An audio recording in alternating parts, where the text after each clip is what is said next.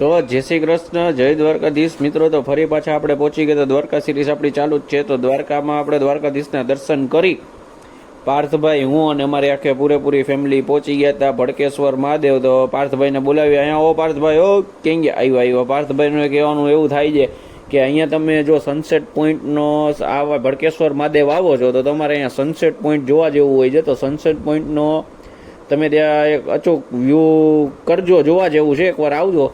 અને આ જોઈ લો તમે ભડકેશ્વર મહાદેવનો વ્યૂ। આમ અંદર તમે આગળથી નીચે જવા જેવું છે, ત્યાં તમને મહાદેવજીના દર્શન કરવા મળશે।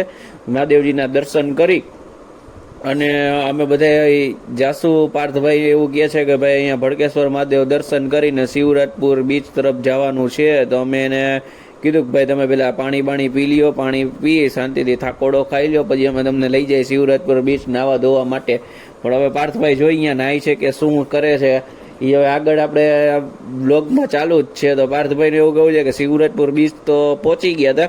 શિવરાજપુર બીચમાં અત્યારે પાર્થભાઈનું એવું કહેવાનું હતું કે 30 રૂપિયા તો એની એન્ટ્રી ફી છે અને પાર્કિંગના કંઈક 50 રૂપિયા ચાર્જ છે। જો તમે ગાડી લઈને એ બધું લઈને આવતા હો તો પાર્કિંગની વ્યવસ્થા છે, પણ એનો ચાર્જ અહીંયા 50 રૂપિયા છે અને એન્ટ્રી ફી 30 રૂપિયા છે। પણ જે વસ્તુ સારી છે કે જે ત્યાં બીચની ક્લીન ને એ બધું રાખે છે, તો કામગીરી સારી છે એ લોકોની। આગળ તમારે જો કોઈને વોટર એક્ટિવિટી કરવી હોય તો એ આગળ જઈ અને કરી શકે છે, પણ વ્યૂ આનો બહુ સરસ છે, એટલે એમાં તમને મજા આવશે। પછી શિવરાજપુર બીચથી આનંદ માણી અમે બધા નીકળી જવા। તો હજુ તો ચાલુ જ છે શિવરાજપુર બીચ। પછી શિવરાજપુર બીચથી નીકળવાનું અમારે થાય છે। પાર્થભાઈને એવું કેવું હતું કે ભાઈ અહીંથી અમારે સુદર્શન બ્રિજ જોવો છે, તો ગાડી હવે ત્યાં સુદર્શન બ્રિજ તરફ રવાના થઈ જશે ધીમે ધીમે। આ શિવરાજપુર બીચમાં ક્લીનનેસ તમે જોઈ લ્યો। આ જો અમે બધા નીકળી ગયા હતા સુદર્શન બ્રિજ જોવા। વચ્ચે આવી તમને નાની નાની બોટો જોવા મળશે અને કેટલું જોવા મળશે। તો ફાઇનલી હો ભાઈ, સુદર્શન બ્રિજ તમે આમ થોડેક દૂર હો ત્યાંથી તમને એનો દેખાઈ આવે છે કે 1-2 કિલોમીટર દૂર હો ત્યાંથી તમને દેખાઈ આવે કે સુદર્શન બ્રિજની એક આમ ઝલક દેખાઈ આવે।